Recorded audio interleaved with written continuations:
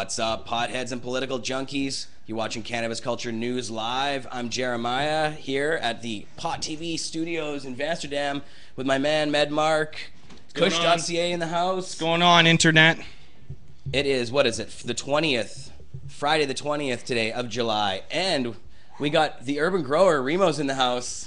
Come on in here. Yeah, you can come squeeze in here. Sparking fatties. Come on here, you gotta move over. Yeah, here, I'll shove this down here. We're just putting the final touches on a nice fat. And we've had some sound problems over the last few shows, so hopefully if we do have any sound problems, you guys will let us know what's going on. Oh yeah, look at that, we're right here. Whoa, Pot TV. Whoa. That's how it's done. Interweb. So, the Cush Cup is next weekend. It's come up upon us pretty fast here. July 27th to 29th here in Vancouver, the Cush Cup. And I Medicate, Kush.ca, throwing down for this thing. Why don't you tell them what it is? Tell them the whole story. You've been on the show talking about it. Well, it's just going to be a super awesome 3-day marijuana judging event featuring many big artists and live glass blowing, a boat cruise, tons of fun, a big fireworks show on the Sunday. We confirmed that we got a license for Oppenheimer Park. If anyone wants to come down for the free show at dusk, that's on the Sunday the 29th it would be. And yeah, so we're going to have a super awesome time and puff down and listen to some great music. All different sorts of bands are going to be coming down. Shaw TV is going to be filming there on the Friday and Saturday. We confirmed that now. So we got the rights to film it and put it on the TV. So it's going to be a really super awesome event. And there's a lot of stuff happening here. There's a couple days of this, 3 days, I guess, right? 27th, 28th, 29th. And you have a bunch of stuff planned, including like gelato, ice cream testing. Yeah, we got we're gonna have a custom laser show on the Sunday during the day, and we're also gonna have lasers throughout the 3 performances in the evening with the DJs after the main acts. And we also got a visual arts performance being done with media and DJ. And yeah, it just keeps getting crazier and crazier. And so, of course, a lot of what the big nights are going to be is the bands there too. So you got Vancouver locals, the Rascals are there, Swollen members, and Bizarre. Swollen members performing with Mocha Only, a special performance with them. He used to be in the group, and they're going to come out, and Mocha's going to perform for a 30-minute set. And then we're going to get Swollen members and Mocha Only. He'll jump in on the song. So that's something that hasn't happened in a very long time. Twice in the last 10 years they've performed together. So. Whoa, I didn't realize it had been so few times. That's pretty dope. Mm-hmm. And then Bizarre from D12. Yeah, we're flying him in from Detroit. So he's got some good weed songs, and he's very entertaining. Very, very entertaining. Yeah. But it's a little bizarre. We also got Inkira. They won the 2008 Vancouver Seeds. We got Godfathers of Love.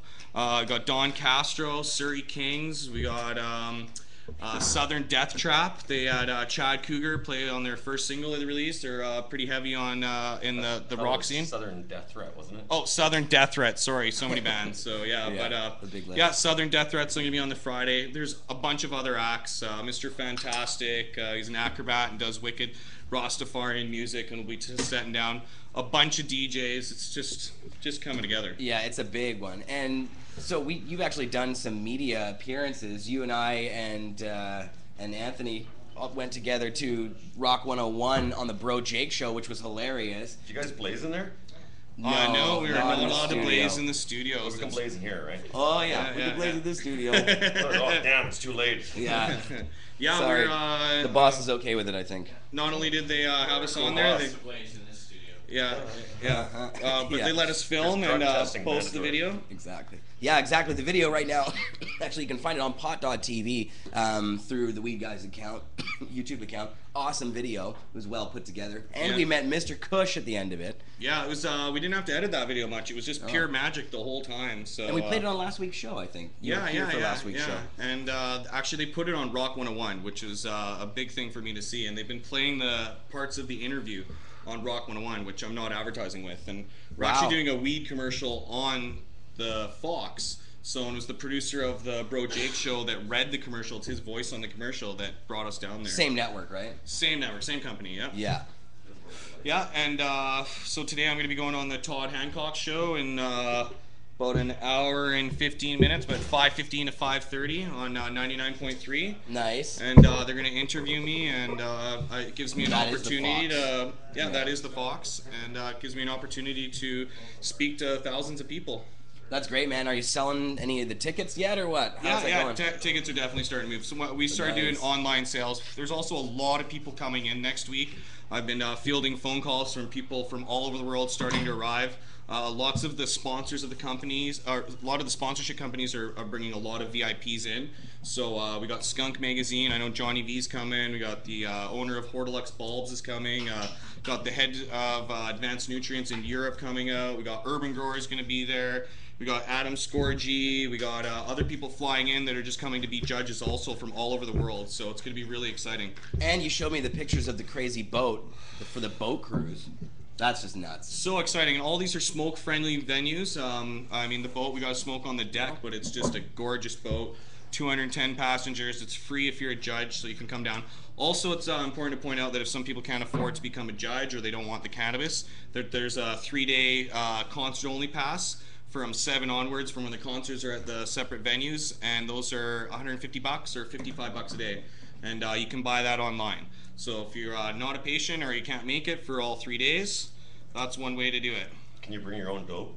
You can bring your own bag, that's for sure. I'm just not handing anything over if you don't have a dispensary membership, a federal license, or a doctor's diagnosis with a BC College of Physicians doctor. So Right. And so people can find out information at kush.ca. They can get tickets online. You guys take credit cards and all that kind of stuff. Yeah, credit cards. You can call a hotline. There's also locations throughout Vancouver that you can pay cash and go meet and do it. So, or if you want to buy the single day tickets and you don't have a credit card in Vancouver, then you can go down to iMedicate and they'll hook you up. So, I've also been happy that you guys have been letting us put your videos up on pot.tv and joining the Pot TV family. And you guys have something else you've been planning as well in the works. You guys want to talk about that a little bit? Explain it. We've decided to do a show just for Pot TV, exclusive content just for you guys. We've been working hard on, and we're in the midst of filming it. It's gonna be called Kush Brothers. The Kush Brothers. Yeah. We're all Kush Brothers. And Everyone's sisters. a Kush brother. So we're gonna meet lots of people, do lots of crazy things, and show some really good content for you guys, and put together a nice big show for you guys regularly. Yeah. Kush Brothers, so look out for that coming weeks. Stone show ever, I hope. Oh yeah, we're shooting large for most marijuana smoked on a show. Yeah, like I said on the last show, the couple times ago when you were here, you've been on like 3 shows in a row now or something. Yeah. But I was watching one of the shows and we were just hitting joint after joint, and I watched it on fast motion, and goddamn was it hilarious. That's the pre-rolled joints. I was in such a hurry, and I got them pre-rolled, each flavor in each individual bag, and then we smoked it throughout the whole show. There was no rolling time. We got one better though. We got Remo rolling. Remo Takes me a minute to giant roll these cannons. And so you've been doing a lot of stuff on. You've been traveling around the world and putting your stuff up on video. We posted a bunch of your stories or your videos from Cambodia and other places. And of course, the Urban Grower. You have all kinds of stuff going on. You're a popular guy on the internet. For the people who don't, I mean, I think everybody knows who you are in my audience. So we probably don't need to really explain that. You know the Urban Grower. But what's over 50,000 subscribers, and definitely a leader on YouTube, and trend-setting when it comes to marijuana cultivation, teaching thousands of people how to grow marijuana. And there's no one else like him, and the most generous, nice person ever. And if you're ever lucky enough to puff down with Remo, you'll remember it for the rest of your life. Thanks, guys. Yeah. Thanks, Mark. No kidding. Yeah. And what do you guys think? I was just talking to Kirk. Now we're going to play a video a little bit later. Oh, I seen that. Yeah, today, amazing. Kirk, once again, stepping up to the plate and trying to hit a home run. Hopefully, you know, I don't think people realize there's these constant battles that these lawyers are fighting, and they get appealed every time. But we're just going to keep pushing and pushing and pushing. Mm-hmm. So, well, because they're pushing back. And when I was speaking with him earlier today, I was asking him about Bill C-10 and when that comes into effect. Of course, that's going to be happening now in November.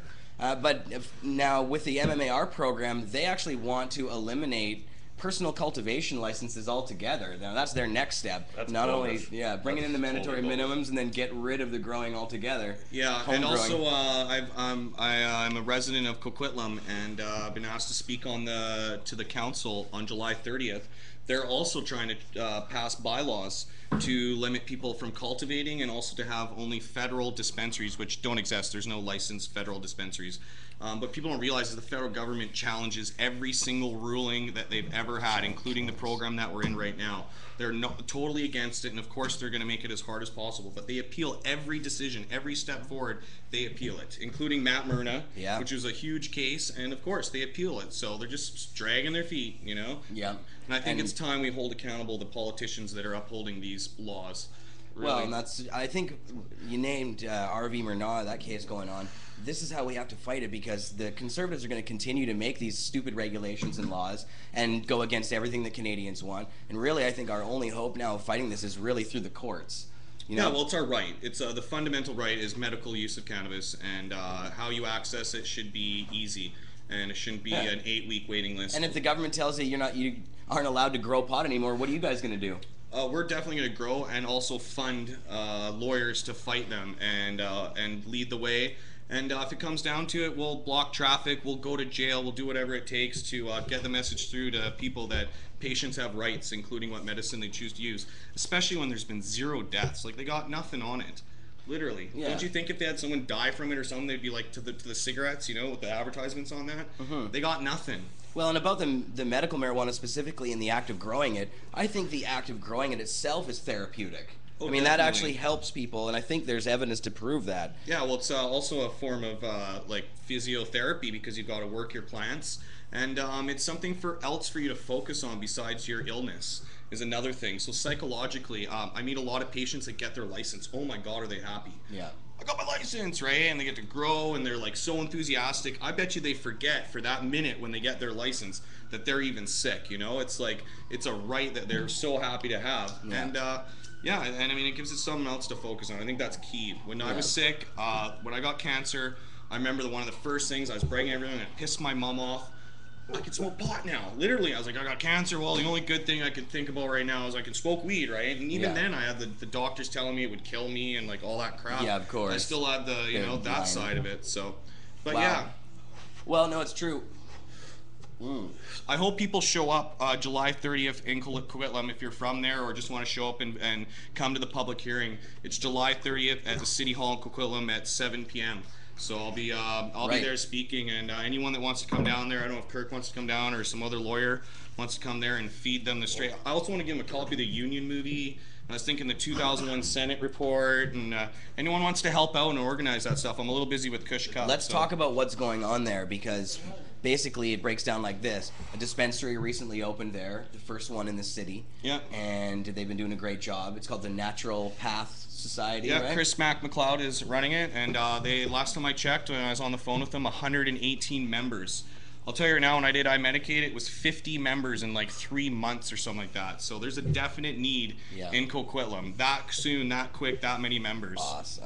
So yeah, but right. So shortly after he opened his dispensary and got a bunch of media attention, the RCMP in Coquitlam released a statement. Just a statement. They said that marijuana dispensaries are illegal and we have to follow the laws set down by the federal government and so on and so forth. Yeah, they also said it was from when I did interview myself over the phone, Constable Chung, the liaison officer for them, and he said it wasn't from Coquitlam specifically, that it was from, quote, the top. So meaning it came from the head of the RCMP. Yeah, you talked to him directly. I also talked to him, and he said it was directly related to the fact that they just showed up in the city. Because when I first started talking to him, I said, "Why did you put out this statement?" And he says, "Oh, are you from the Tri-Cities area?" And I said, "No."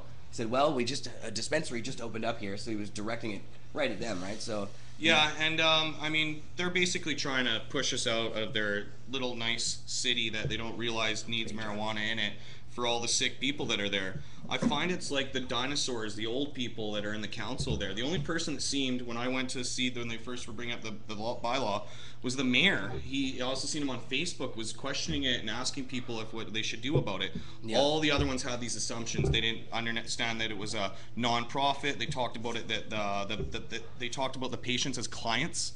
And you can just tell by their wording that they don't have any compassion for patients or understand that there's been 0 deaths, that it stops seizures, and they really need to be educated. So I'm gonna go give them 5 minutes of my mind is what I get. So, Educate them. Mm-hmm. No, and that's really the way, because as soon as people really do realize all of the benefits, it's hard to argue. I mean, it's ridiculous. Really, it's a miracle drug. It stops seizures. The Supreme Court got it. Terry Parker proved it. To me, that's the case to refer to. It's the fundamental. It's the stepping stone, the basis of everything. Yeah. It stops seizures. End of story. Give it up. Everything else also is amazing that it does, but like literally, it's a miracle drug. Well, and even if it was the best placebo ever in the universe and all these people just thought it was working for them, what's the harm of it? This ain't no placebo. I'm getting wasted here. So, yeah, no shit. But even then, it's not hurting anybody because it's completely harmless. They'll allow these crazy ass drugs to come out. All of these organizations that are supposed to be looking after our health allow these nutty drugs that kill people, cause depression, people committing suicide. Is it 420? Sorry to interrupt. Oh, I think it is. At least happy 420 in the West Coast. Just for the occasion. Let's see by the phone here. It's 419 on this one, so we're close. We're close either way. We're close enough. It's 20 after everywhere in the world, depending on where you are in the world circling. So it's universal 420.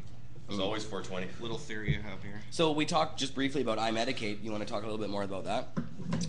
In terms of... Well, tell me about how it's going there and what's shaking down at iMedicate. Oh, iMedicate's going strong. In South Vancouver, we got a huge following of patients and an ever-growing list of people coming to see the naturopath. And I think that we're adding to the patient pool, and I think we're the leaders that do that in this field. And I think that a lot of the other dispensaries should thank us for adding patients to the pool and making it more accessible. And I think that people should realize it's their right, if they have a doctor's diagnosis, to use cannabis and start exercising it. You don't need that government license. In reality, the courts will plug up if we all did it, and we'd win anyways in court. It's been proven time and time again. Well, that's an alarm. There's Marius's 420 alarm. 420? That's the 420 alarm. 420 alarm. Happy 420. And so now iMedicate's good. I mean, the one location, now you were raided, your other location, the only raid that Vancouver's had really in 15 years was on your location there. Yeah. What's going on with that? Have you heard anything else? Well, what happened was I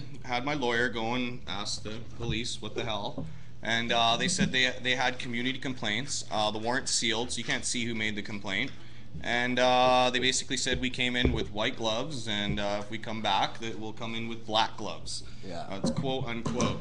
Basically, insinuating that we're not wanted there. And then I decided the landlord there was nice enough to let us off the lease. And I figured that I'd concentrate on opening up another one downtown somewhere in the future and doing the Cush Cup and basically battle another day, right? So we haven't had any charges come up so far. We were never actually formally charged. So it's basically, I call it a smash and grab. I read that they're doing that in California. So they came in, smashed our stuff, ripped open the safe, took our medicine, took our cash that we had there, and jackhammered that jacked safe us, open. and Not no cool. charges, no day in court. really lame. We're scumbagged. Everyone in the community thinks we did something wrong. I don't even know what or why or who. I'll never know. Yeah. That's how it goes. But I'll fight another day. I'm doing a big pot event now, and I'm sure they're thinking, oh, geez, maybe we should just let him have his dispensary. Would have concentrated on that. Now he's doing this big pot show. So Right, exactly. And I'm bringing it to the mainstream. The is the expo idea. is next, right? The health expo is coming up next. Yeah, after the that's Cush Cup. confirmed. So we wanted to wait a little bit to have a proper expo. We have to bring in some people from overseas, like lots of seed vendors and stuff like that. But it's a done deal. We're definitely doing it the last weekend of June.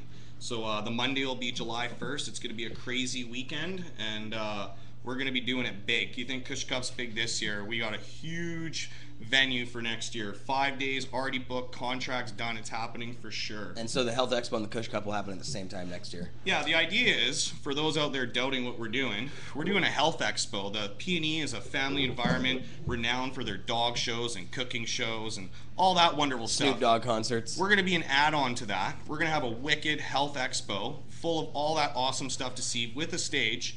But we're going to have 30% marijuana booths. It's a huge venue, like 80,000 square feet, plus a stage and stuff. It's just going to be nuts. So the idea is we're going to get the mainstream people who will come down to see the health show also learn about cannabis and get this other side. It's another added heading on the health expo list. You know what I mean?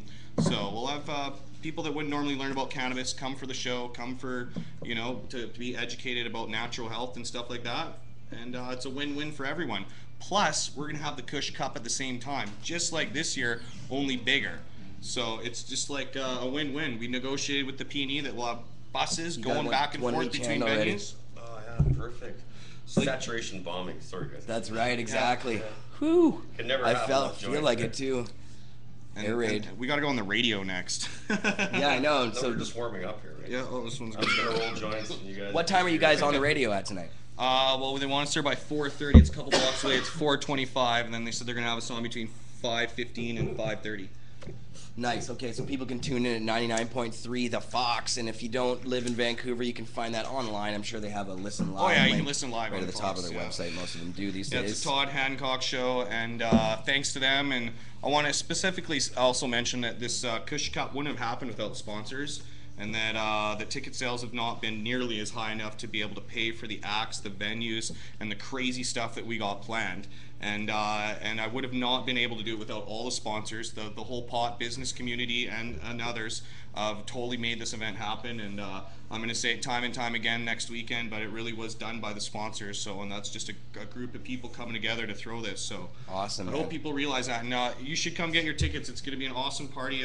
First year, we're going to try and do it as big as possible so everyone knows to come next year, right? So Pod TVers out there, get your tickets online, kush.ca. There's links right there. Awesome, guys. Thanks for having us, and look out for Kush Brothers. So fucking high here. Yeah, we hope to bring you guys some on Pod TV. Pod TV content. And of course, Urban Grower and TheWeedGuy. Watch both of those. Tons of videos online.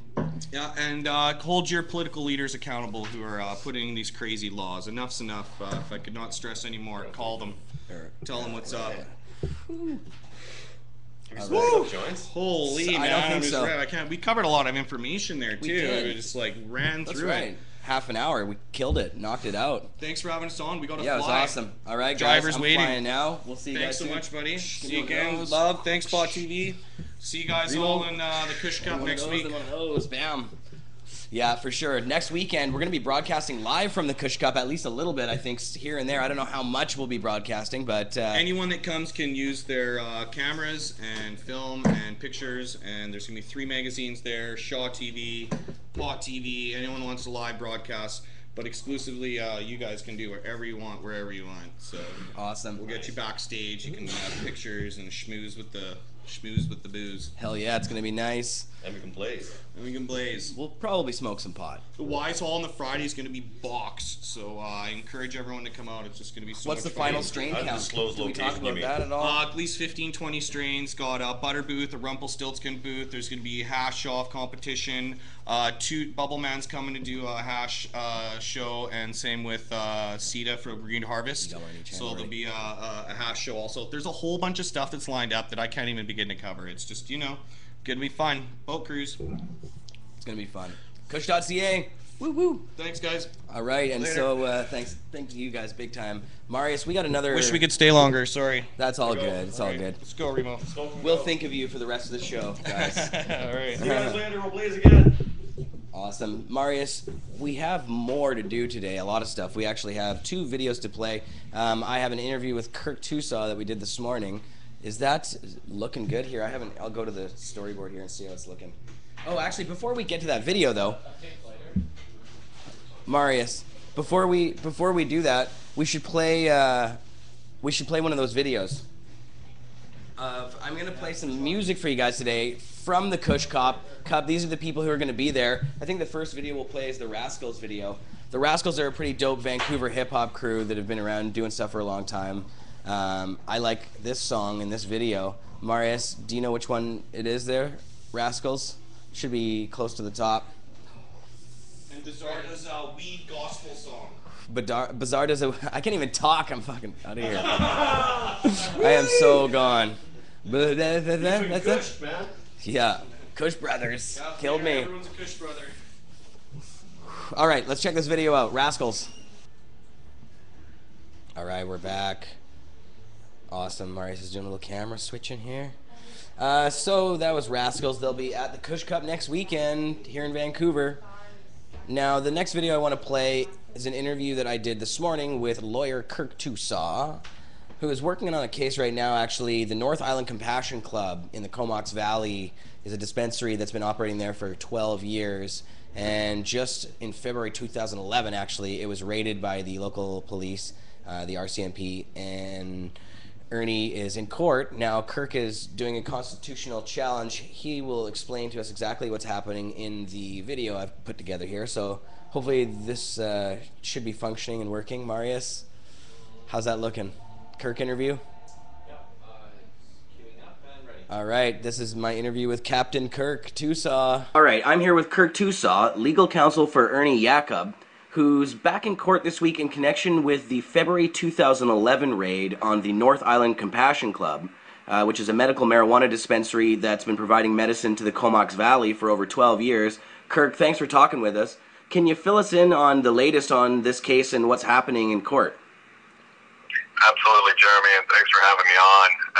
Yesterday, in court, in provincial court, on behalf of Mr. Yacub, I filed a notice of constitutional question advising the court and the Crown that Mr. Yacub will be challenging the constitutionality of the Controlled Drugs and Substances Act, as well as the medical marijuana access regulations promulgated under that act.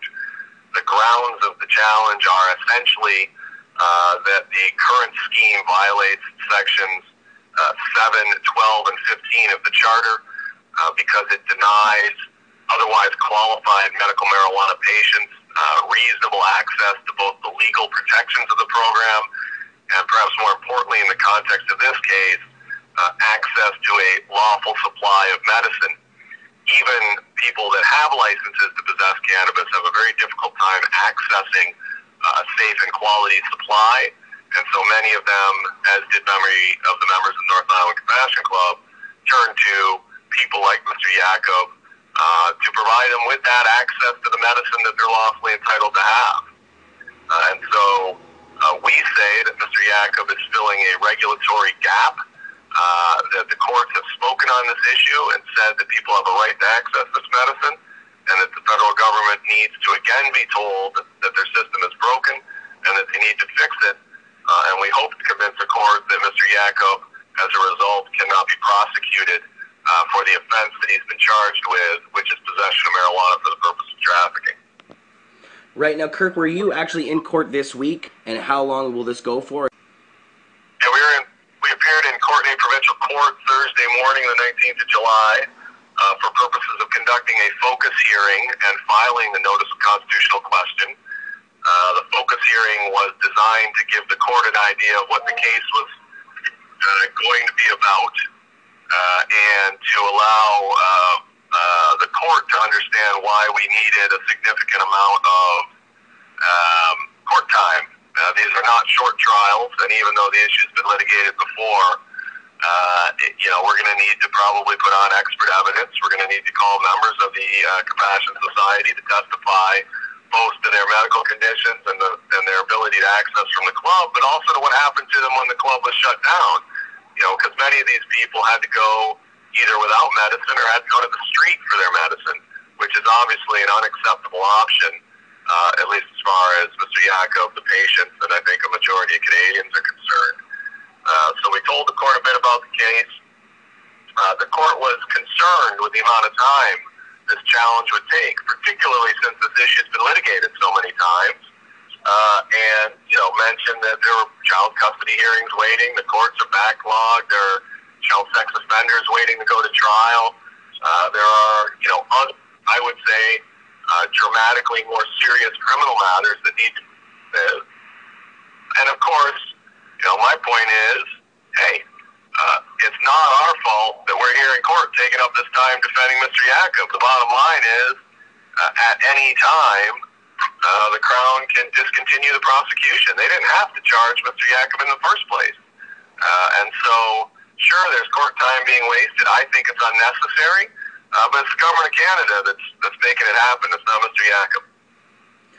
Right now, Kirk, this is one of a few dispensary raids that happened over the last year. Now, we saw sort of a bunch of them all at one period, and then that sort of has fallen off a bit. But do we have any indication as to why these raids happened after so long of, being left alone, basically? The dispensaries, the police basically leaving them alone for 15 years. No, we really don't. And you're right, there are a number of cases percolating through the courts now. I'm involved in at least 3 constitutional challenges ongoing currently in British Columbia involving access to medical cannabis. It's particularly infuriating in the case of North Island Compassion Club because Mr. Yacub was raided back in February 2011 and again in July 2011, but charges were not filed against him until earlier this year. And so there was a very significant amount of time that went by between the raids and the filing of charges. And of course, we don't know why it took so long, and we don't know what prompted it, but I have to believe that with the government in power in Ottawa, there's significant hostility to medical marijuana. I mean, you can tell there's significant hostility to medical marijuana simply because of the way Health Canada is going about amending its program and making it, in some instances, more restrictive. I've got to believe that part of it is direction from the Harper Conservative government. And obviously, I think people that care about their loved ones having safe access to medical cannabis ought to be out there at the polls the next time we have the opportunity. And we need to get rid of this crew and bring a government into power in Ottawa that's going to be receptive to the issues that Canadians care about. Right, and of course, Stephen Harper is working against the pot community in many ways with Bill C-10 passed now and coming into play. And I guess, Kirk, I wanted to ask you about Bill C-10 just quickly. When does that actually come into play for Canadians? And that's in November, isn't it? Well, I believe the government has signaled its intentions to bring the mandatory minimum sentencing, part of its omnibus crime bill, into force in November. It's pretty much at their discretion and whim right now. I find it significantly disturbing that, we heard for a long time the Harper government saying, well, we need these mandatory sentences to crack down on drug sellers and producers. And yet, it was so important that they had to pass it, but not so important that they actually implemented it once it was passed for, better than a year. So on the one hand, they're saying, these changes are serious and important. On the other hand, they're dithering bringing them into force. So, I got to think it's all for political purposes.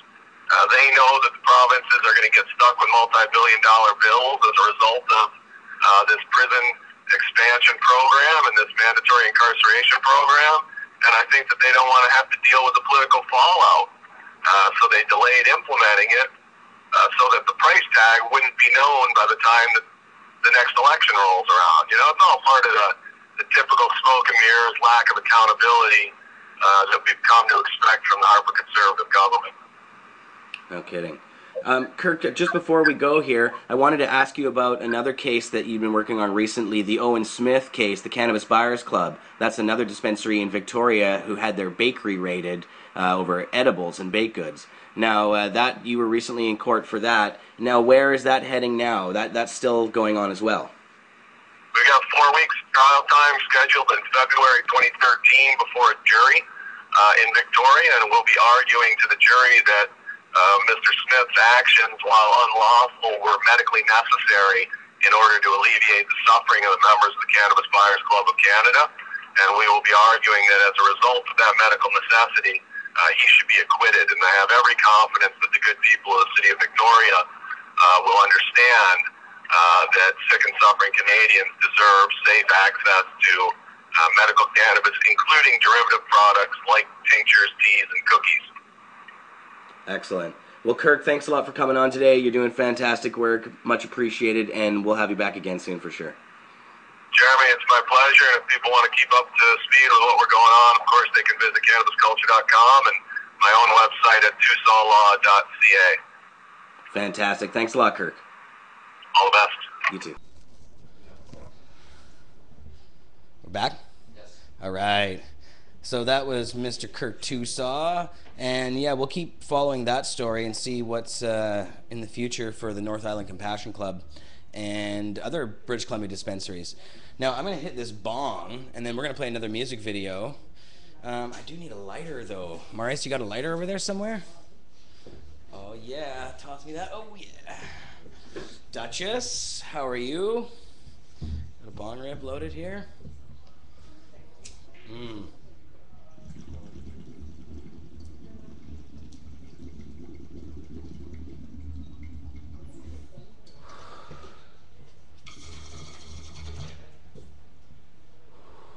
As if I wasn't high enough with all those Remo joints. Good Lord, that guy smokes. Man, he smokes a lot. All right, Marius. So the next music video I want to play is a Swollen Members music video. This is Lady Venom. Did that ever come in? We'd love to play Didn't work? actually, but it's still See, we don't have Minicam in yet. That's our downfall there. That one had a problem loading from the beginning. Well, that's okay. Swollen is still loading, but it's not ready yet. What about the other video? Which other one? The D12 one. D12 one appears to be ready. What's Two the- of them are ready. And what's the one on the bottom? Are they both the same length? No. McMahon's calling here. Shall I answer on the air? Hello, McMahon. No, this one's 5.5 minutes. Or Hello. So it's probably the Hey, same one. I'm good, man. You're on the air. You want to go speakerphone? I'll just cue it up. Okay, hold on. All right, Mick's on speakerphone. Can you hear us, on Mick? TV. How's it going? It's going good, Mick. How are you? What's shaking? Are you watching out there in the audience? Yeah, I just muted my speakers here. I just wanted to let the viewers know that I'll be back on Monday with a new show. Cool, awesome, man. Can you hold on? Say something else, Mick. We want to see if we can still hear you. I just set up with a second. Yeah, I'm still here. You got me there? How's that work? Is that working, Marius? Yeah. Awesome. Yep. Perfect. So your show's back on Monday. Yeah, you took a little hiatus just for 1 weekend or 1 week here. Yeah, I Your got Monday actually show. 2 weeks off and taking care of some business. Good news is I'm moving over to Vancouver shortly. And yeah. going to be opening up the farm there. That's new stuff. We'll be talking about that. Opus Farms, And, Vancouver. We're going to do a phone interview with Matt Oliver and what recently happened to him in Toronto. That's right. And for those who don't know, Matty Oliver of Toronto Pot TV and Vapor Central fame was, I guess, accosted by the cops. Mick, do you want to fill us in on what happened to him? Well, I'm not really sure on the full deals, but I think he was picked up and beaten by the police pretty severely. Yeah. So he'll be filling us in on Monday about that. But Yeah. no, I just was really tuned in to watch you guys smoke some of Remo's big fat leg joints. Oh man, Remo doesn't stop, and they're just giant cannons, every single one of them. I'm just totally monsters. plowed right now. Yeah. Well, just quickly about the Matt Oliver thing, I did hear a little bit of the story, and I guess they had mistaken him with somebody who was doing some sort of break and enters, and he just happened to be walking down the street or through an alley or something like that, and they said, "Hey, you look like the guy," and they jumped on him and started beating him. And then if they saw his tattoos and stuff and saw that he was pot related, and then they gave him a hassle for that too. So it sounds like it was kind of some nasty business. Then he was completely innocent and had nothing to do with anything. So, and I don't think they've charged him at all either. So. We really need, the teams are more and more need to be afraid of the police if that's the way they go about their business, to just grab someone and, start beating on somebody because they think that you look like somebody who Yeah. may have done something. I mean, Broken we really toe. need to sort of re-examine policing in this country. Yeah, no kidding. Well, exactly as you say, this is just one drop in the bucket in many instances of cops doing this stuff all the time.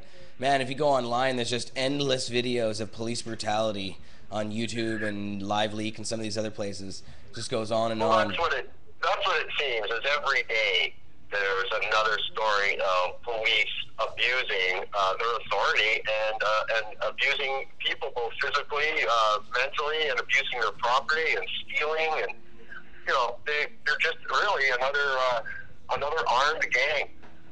Yeah, you got it, man. Cool, Mick. Well, I guess you'll be back on Monday then, so we'll see you then. I'll be in studio for that, of course, in our All Pot right, TV we'll studios. see you Monday. All right, Mick. All right, Thanks for just- coming on, man. Yeah, man, have another bong rip, man. You're not baked enough. Oh, I know. I think I will. I'll take your advice. All right, I'll see you Monday, dude. All right, Mick. Bye. Opus Live with McMahon, Mondays at 3 p.m. Pacific time. So, do we want to play this video now? I think we do. This is D12, I guess. So, is it longer? Is that one actually like 4 or 5 minutes, whatever it was? Right. So, this is Bizarre and D12. That's the Dirty Dozen M&M's crew. I guess Bizarre, I'm not really sure if he's still part of D12. I read recently that they may have had some creative differences lately. But one way or another, Bizarre will be here in Vancouver at the Cush Cup. So it should be interesting, to say the least. Throw that video on.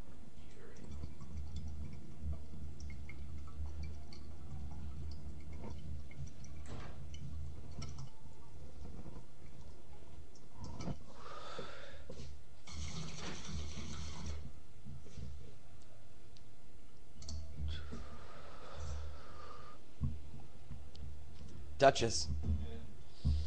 And that was Kirk Tousaw. Thanks to Kirk for the interview. That was awesome. Oh, that was not. That was before.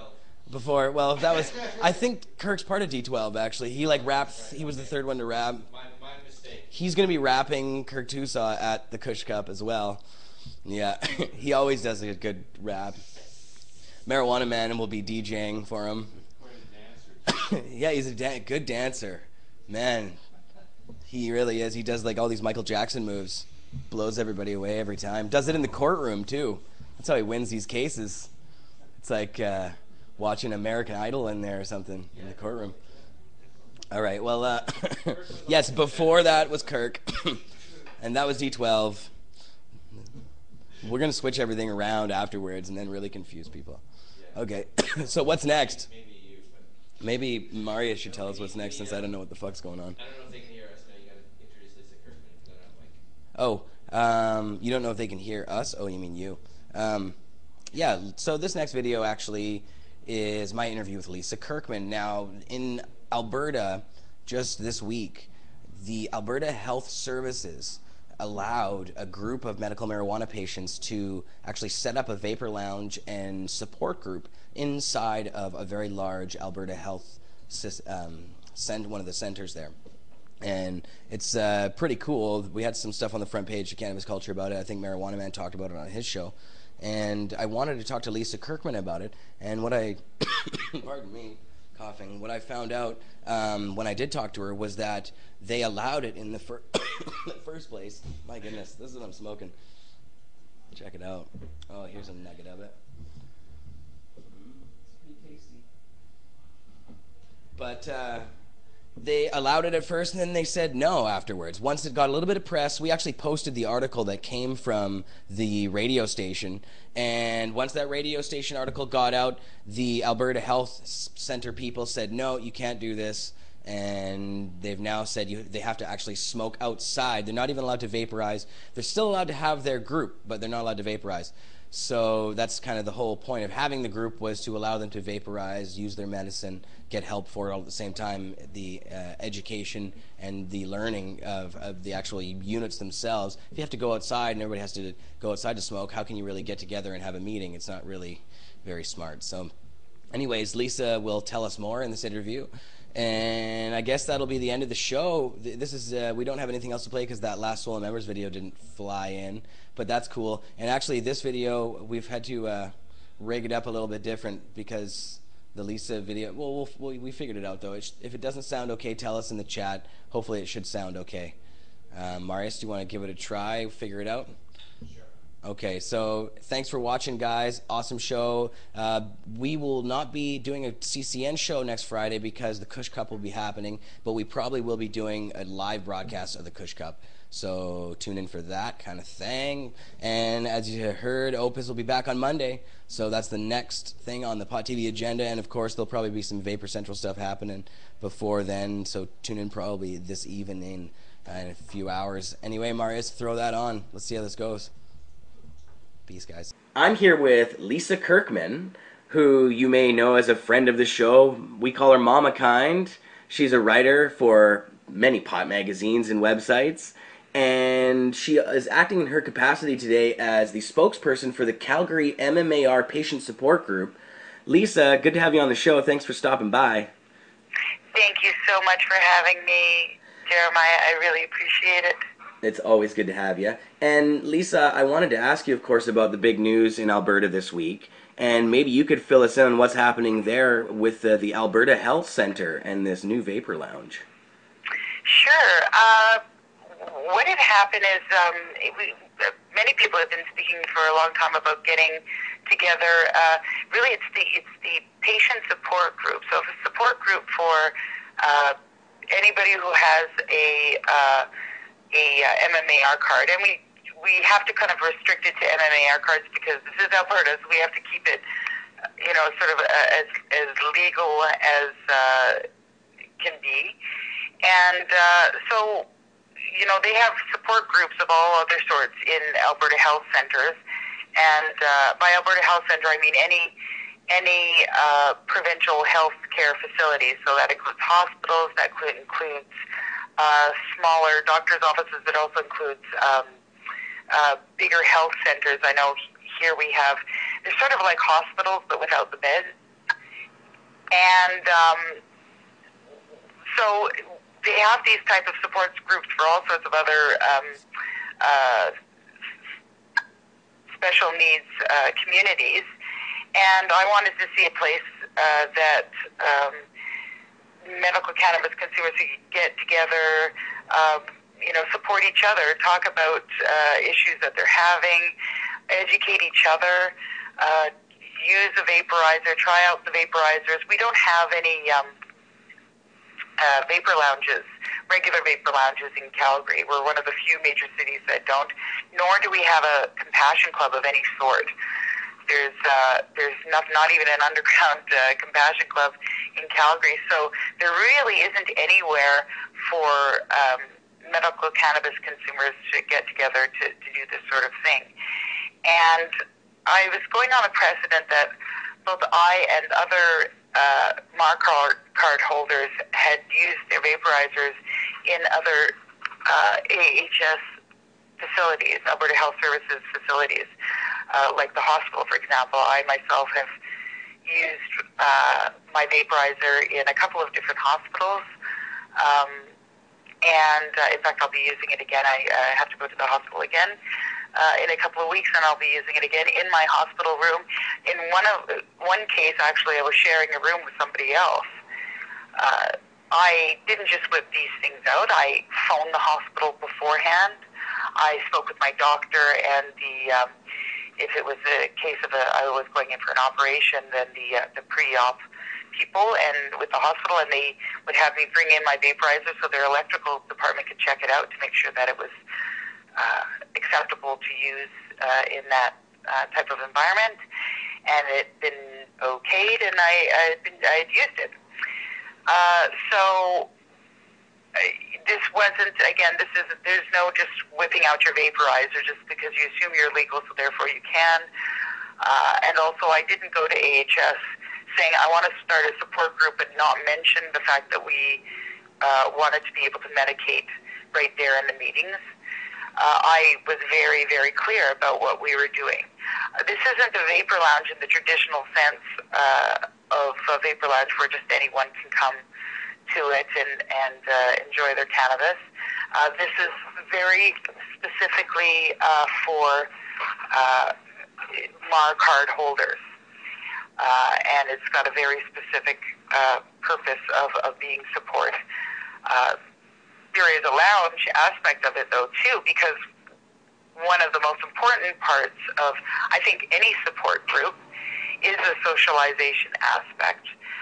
And this is something that Alberta Health Service has really appreciated when I was speaking to them about why I wanted to do this, is that people with chronic illnesses, and by definition anyone with a MMAR card has some sort of chronic condition. People with chronic illnesses tend to be very isolated, even if they're, the working sick and they're not, stuck at home all day. Just simply your choice of medicine, the medicine that you're using tends to stigmatize you and can isolate you quite a bit. And there's been many, many studies out there to show that people with chronic illnesses, when they get out and socialize, they actually access the healthcare system less in the future. And so, again, Alberta Health Services really appreciated that. And I went through all the channels of speaking with everyone through Alberta Health Services that I could. And they put me through to Sheldon Chumir. Sheldon Chumir Health Centre is a beautiful health centre in downtown Calgary. It's quite new. It's actually a bit of a star facility for Alberta Health Services. I think they want to kind of go in this direction with a lot of instead of building big hospitals, they build these health centers where you have your laboratories there, you've got your mental health services, you've got regular doctor's offices, all sorts of things, all in one, and then, and an emergency department as well, all in one building.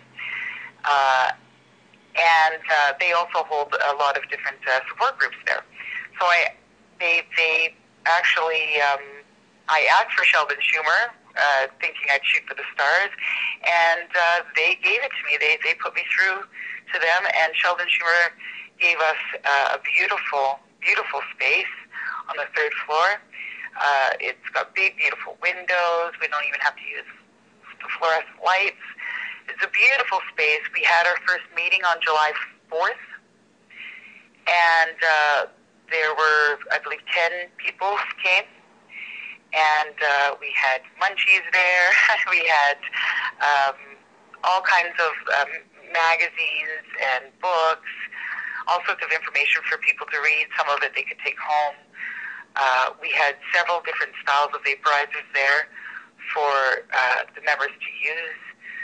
People brought their own medicine, of course, and so because that, and I want to underline, we don't provide the medicine. You have to bring your own medicine there. That's right. But it was great for us, people who had never even tried vaporizers before, to notice the difference between their medicine when they smoke it and they vaporize it. It was just a wonderful meeting altogether. No one from AHS or Sheldon Chumir showed up at the meeting. I was kind of a little bit surprised, actually.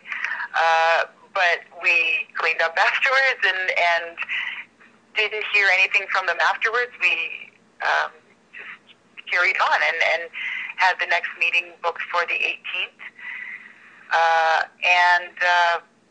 I got a call on the 18th, just a few hours before the meeting, from Alberta Health Services saying that they apologized. They said they apologized for the misunderstanding, but Alberta Health Services does not allow vaporization on any of its properties. Oh.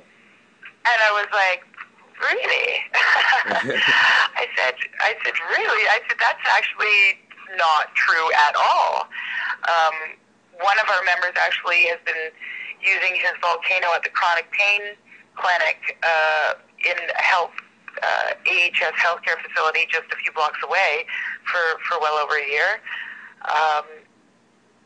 I said, really? Wow. And at the time, and they actually didn't even give me any reason whatsoever. They just said that. And that was quite upsetting. I said, I need some kind of explanation to bring to the group members. So they emailed me a letter, and also when we showed up at the meeting, they had sent somebody from the communications department to hand me the letter. I'll just basically tell you what was on the letter is that, like I said, they said that they don't allow, it's AHS's policy, they do not approve of vaporization, and they don't allow it on any of their properties, so they say. And I'm going to read you this one paragraph in the middle. Sure. Because this should kind of, there's so many problems with this one paragraph that it should kind of explain where they're coming from. So they said earlier that they completely support us having our group, and they want us to continue to have our support group. I do want to say that. Mm-hmm. They're not shutting down the group. They're not taking our space away from us unless we agreed to refrain from consuming marijuana through the use of vaporizers or similar devices while on site. That's one thing, and there was a couple of other things, but the main thing was that we wouldn't use our vaporizers on site. And this is this paragraph. AHS does not permit the use of vaporizers and similar devices to consume marijuana in any of its facilities. There may be health risks associated with vapors. These risks not only affect the group members, but also apply to AHS staff and other users of AHS space.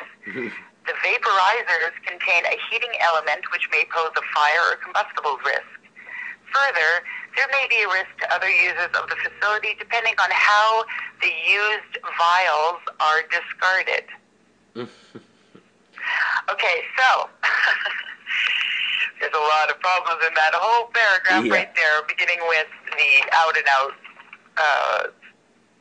false statement that they don't allow vaporizers on HS property, which is completely not true. Yeah, problem number one. And I'm not the only person that has done this.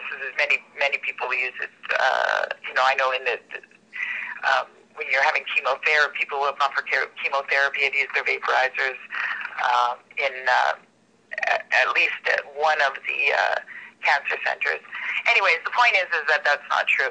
Next, they talk about the health risks associated with the vapors. Yeah. Really? Where's the evidence of that? Yeah, exactly. I would. What health risks are those? I would like to know. Because what they're asking us to do then, instead of use our vaporizers, is to go outside and smoke. Now, people are saying, well, why can't you just wait? Well, it's a 3-hour meeting. People have different medication schedules. Some people need to medicate on a very regular basis. Some people can wait until the end, and there is a park across the street. But this is Calgary, so it could be 40 below next week. Yeah. To be honest. Exactly. So that's an Freezing issue. it. We have people with mobility issues and energy level issues that just the trek all the way out there to go stand on the sidewalk with cigarette smokers. Some people in our group don't even smoke at all. Right. They only use vaporizers. Yeah, and you don't want to be next to people. And the other issue, too, is if the members have to keep leaving all the time to go out and medicate, then how are we supposed to conduct a support group meeting when people are getting up and coming and going all the time, you know? Right. So it sort of ruins the integrity of the group from that standpoint. But then they talk about the risks involving the group members. That we're using the vaporizers to mitigate the risk of using our medicine, no? The vaporizers contain a heating element. I understand when Transport Canada said that we can't use the vaporizers on the planes anymore because it's a safety risk, because before they said that to us, they said that you weren't allowed to use baby bottle warmers on the planes either, because they have a heating element that heats up just like a vaporizer. And the theory is, yes, you could start a fire with it, I guess, pile toilet paper on it or something. On a plane, that's a safety issue for sure. Mm-hmm. But I'm pretty sure there's a coffee maker or possibly even a baby bottle warmer or something else that has a heating element in 8 floors of that AHS facility. Yeah, I think you're probably right. And we're not talking about a plane that's going to go down in flames. And I've yet to hear of many. I've yet to hear of a vaporizer that just spontaneously burst into flames. So that right there is just unusual. And of course, this last statement. There's a risk depending on how the used vials are discarded. That right there tells us that they don't know what they're talking about at all. Yes. Used vials of what? Because I think somebody suggested to me they might have been talking about, the E-pen style of vaporizer. Right, okay. Now, or like the ones that have that you can put nicotine in or whatever. Right. Those. Or Anyways, maybe vials. I just don't understand. Maybe someone they were told me thinking that they oil. have a vial. Anyways, so they thought that maybe that they misunderstood. Well, either way, that's quite obvious. That statement alone tells me that they didn't even bother to Google the word vaporizer. Right. No kidding. And so, or ask, can we see one of these machines? Can our electrical department check out one of these machines to see if they are a combustible risk, as they put it? Yeah, they haven't even tested it themselves to see what it really exactly, is. So. Like all the other AHS facilities, that's what they did. In fact, the other AHS facilities, at least that I have dealt with using vaporizers, their only concern has been, we want to check out the machine to make sure that it's electrically sound. Because, again, you have it near, oxygen tanks and things like that. So, of of course, that makes sense. It's an outside medical device that I'm bringing in. They need to check it out to make sure that it's not going to have a short or something like that. Right. Okay. So I understand if AHS had come to us and said, well, we want to be able to check out each vaporizer before you run it in the facility, no problem. We would have done that. But instead, we got nothing until we got this letter. And when did that letter come, so Lisa? That's kind of what's happened. When did you get that letter? When did I get it? I got the letter actually at the last meeting on Wednesday, July 18th. So this was... That was handed to me by I got an email version of it, probably about an hour or so before the meeting. Oh, okay. And that was sent from Brenda Hubbard. It just says Brenda Hubbard, Senior Vice President, Calgary Zone. So, I don't Lisa... know, Senior Vice President of what? Senior Vice President of Alberta Health Services, maybe, I guess. This was after the media coverage that you received? Yes. So what also happened... Hold on one second, please. What happened is that I had I did a report with News 660 here, it's a local talk radio a show with the reporter that I'd actually worked with before and had done some very good coverage of medical cannabis issues. And so they covered, they did a bit of a story that came out on Wednesday. And they, so the story came out, sorry, I just got distracted here. Yeah, okay. The story came out on Wednesday morning. And it ran throughout the day, and it was a pretty good report as far as these things go. It might have put a little bit more emphasis on the vapor lounge aspect. I'm not even going to comment on that. I don't know if they did put too much emphasis on it, but that's definitely what AHS picked up on. Right. They didn't like that idea. So that's why they got spooked, and that's why they contacted us. So where does it stand again, now? I'll say that they already knew about it because the several people I spoke with at AHS to have the group set up had all of this explained to them, including what a vaporizer was and how it works. Right. So AHS, as a government agency, knew exactly what we were doing, as did the agents of Sheldon Chumir. And so that's why it's so flat out weird that they're acting like, "Whoa, we didn't know." Well, of course you do. Well, and so, Lisa, now, where does it stand at this moment? Have you talked to them since the letter? I spoke with the communications person very briefly,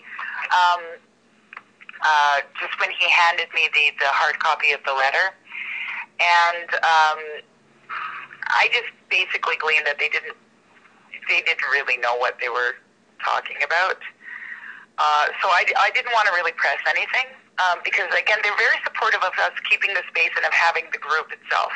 Having the MMAR patient support group, they constantly were repeating actually and reiterating that they very much support the idea of this group, I guess is what they're saying. They support what we're doing, but they just don't support the vaporization. Right. Now, my response again is, well, for an MMAR patient support group, I suggest that it would be very difficult to have that group without the vaporization. Yeah, you can't separate the two, really. Because people, for the reasons I gave before, they need to be able to medicate. We still are running the group, and we still, like I said, we still had the meeting on Wednesday, and we're going to continue to have our meetings every 2 weeks in the same space without vaping there. It's very warm. It was very warm lately, so people were able to go outside. There's a park across the street that actually has tables and chairs, and it's comfortable enough, but it means that we're sitting and smoking a bong on the street. I kind of thought that HS wouldn't want the optics of a whole bunch of people smoking outside of their facilities. 'Cause, like I said, some people brought bongs even. When they found out that they couldn't bring the vaporizer or have a vaporizer, they brought theirs because that's the way they prefer to consume their medicine. Right. So we're smoking bongs in public. I don't know why they think that would be a better optic for them. What I did do then is we contacted Paul Lewin. Yes, the lawyer. And who of course has just amazing experience in dealing with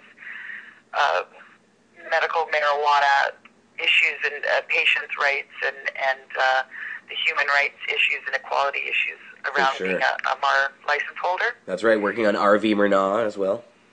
Yeah, of course, yeah. And he has been very wonderful in supporting us on this, and we've been able to secure through wonderful donations and many people who strongly believe that this group should exist in the way it originally did.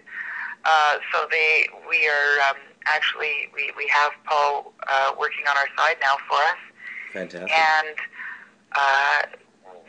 we'll see where it goes from there. I mean, this literally happened on Wednesday, so we don't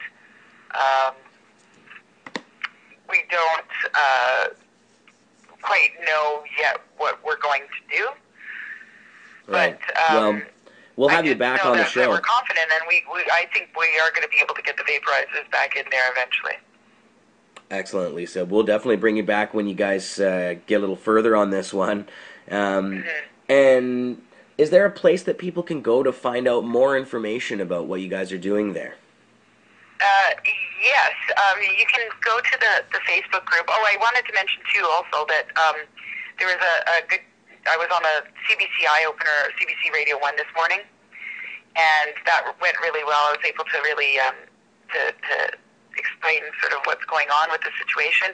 Excellent. And there might be a bit more CBC coverage next week as well. Fantastic. So watch CBC, I guess. But if you want to find out more about the group, the very best way is actually through Facebook. That's sort of the most active place for us. It's called the Calgary MMAR Patient Support Group. So you can look for that. You can also go to no www, just http://mmar.dkfmed.ca. And that's also another site that the good people at the nonprofit DKFmed have provided us that space.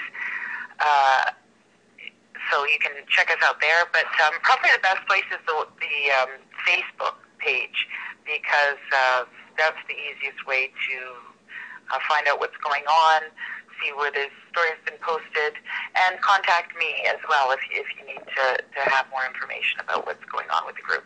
Awesome. Thank you very much, Lisa. Appreciate you coming on, and we'll have you back again soon. Thank you so much, Jeremiah, and it's always a pleasure being